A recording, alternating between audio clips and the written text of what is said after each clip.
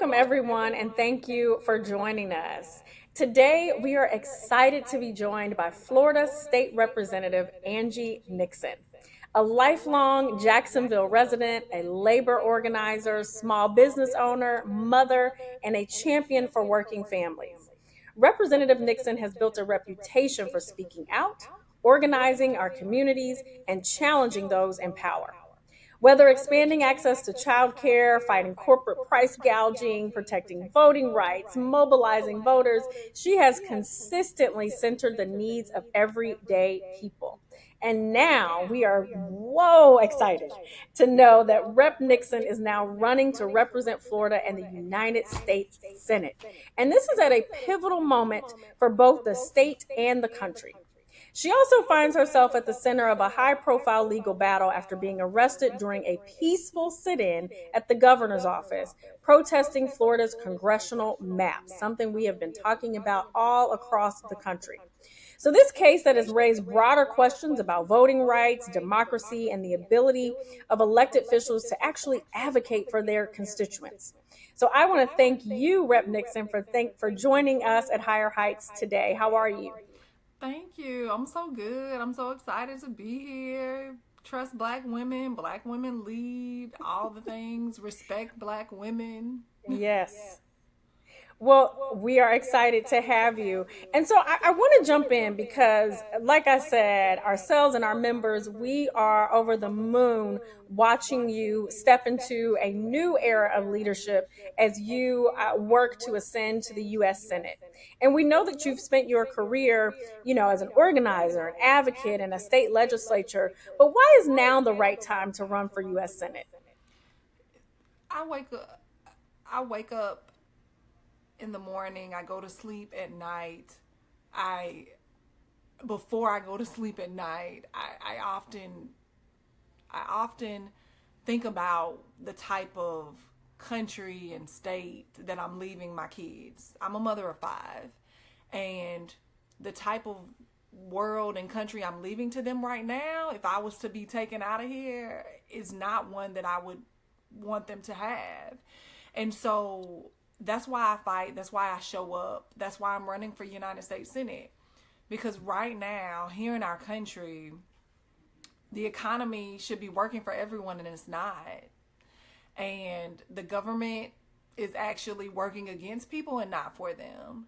And we need to start electing people who care about people, people who are everyday working families, right? Like right now, the folks that are determining our laws are bought and paid for by people who are billionaires and by people who run these big corrupt corporations. And so I believe that hardworking everyday people should get to shape what our communities and economies look like. And that is the only way that we're going to get out of this mess. We literally have a guy in the White House saying things like he wants to make America great again. He wants to return us back to the good old days. But you and I know that the good old days were never good enough for all of us. Yep. And so as they attempt to return us back to the worst chapters of our history, I have to dig my feet down into the ground and speak louder and say, no, we're not doing that. We can't just keep sending people to Washington, D.C. who are quiet and timid. Like, we're boldly being attacked right now, Ashley. And so in this moment, it requires bold, unapologetic leadership, not just folks who are going to send a strongly worded email, right? Like, we need people who are going to get loud and disrupt if they have to, because these people are doing illegal and unconstitutional things.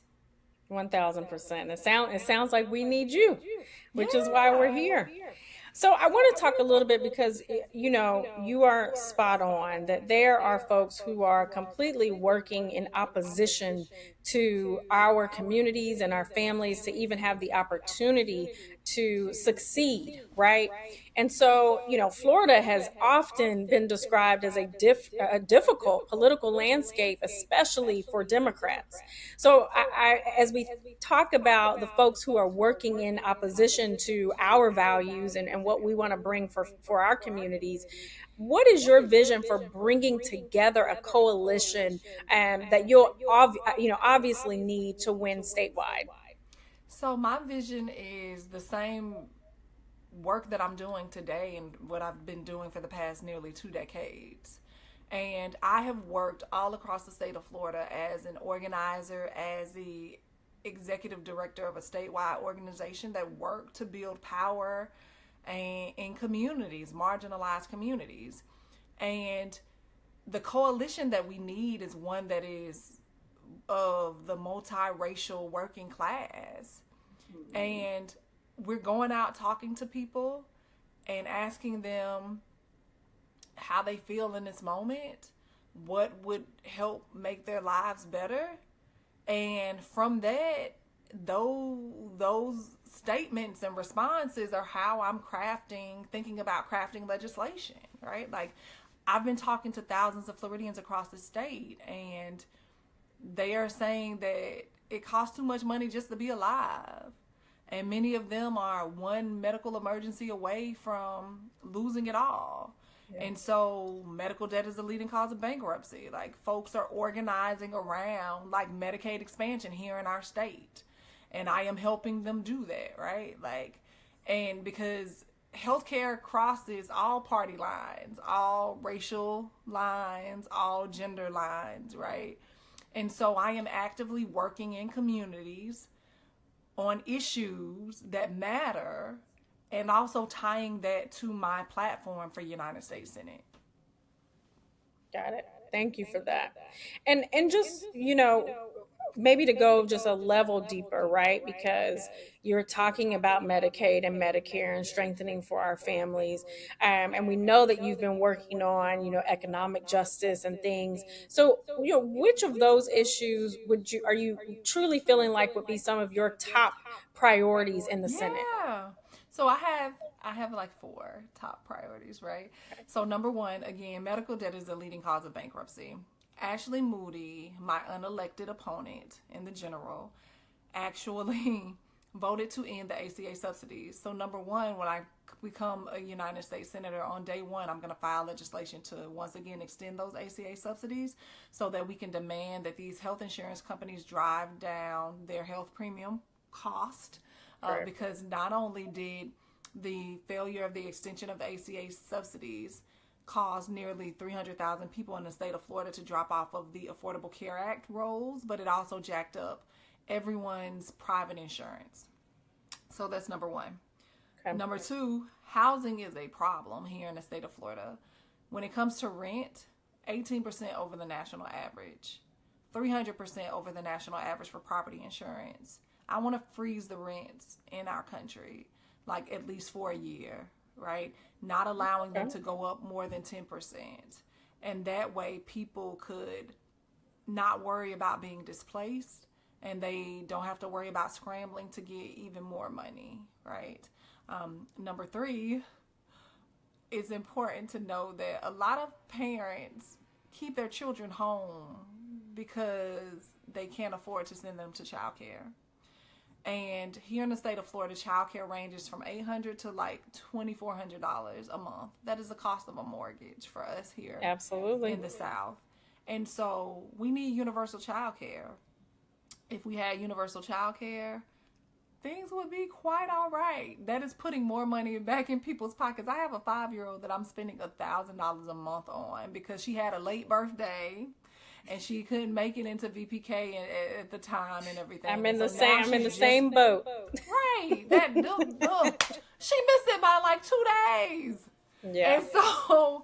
And so now she's going into kindergarten, but parents are struggling.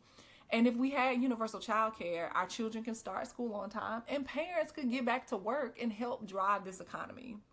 And then finally, Donald Trump put working family taxes on us in the form of tariffs. But he decided to pass a big BS bill.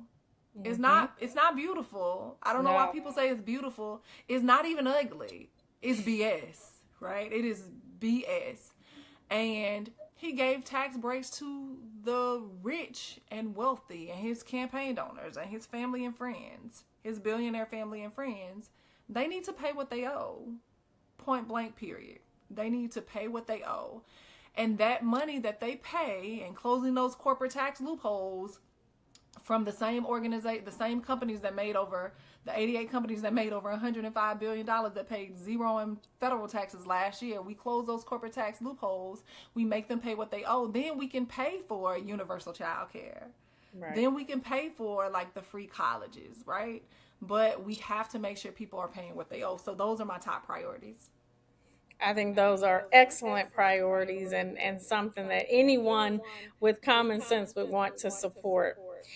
So, as you know, Higher Heights is committed to building political power of Black women.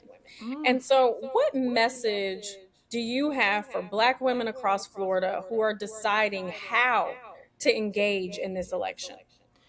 I would say to Black women across Florida, don't allow people to take our continuing to show up for granted.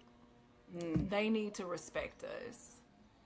The amount of disrespect that I have received by members of my party because I know that I am a Black woman and the whole electability issue continually comes up, and it's a slap in the face because you tell me you want me for my labor, but you don't want me for my leadership. You're telling me I can't win. I actually can win if you get behind me. But instead, we're seeing that they're getting behind someone who does not have to wake up in the middle of the night worrying about what type of world they're leaving their children, right? Like, he doesn't have to worry about struggling. He does not even go and meet people in our communities. Literally just started to call people in the Black community after his wife made some racist, classist, elitist statements about how I dress on the campaign trail. And it's disrespectful. So we need to show up. We need to make sure that if people want our vote, they need to come talk to us and they need to put some guarantees in place. Like, we can't, like the 92%, like, we've been showing up always. But right now, like, we need to take our power back and let them know we are not going to just allow them to give us craps or not invest in our communities. 1000%.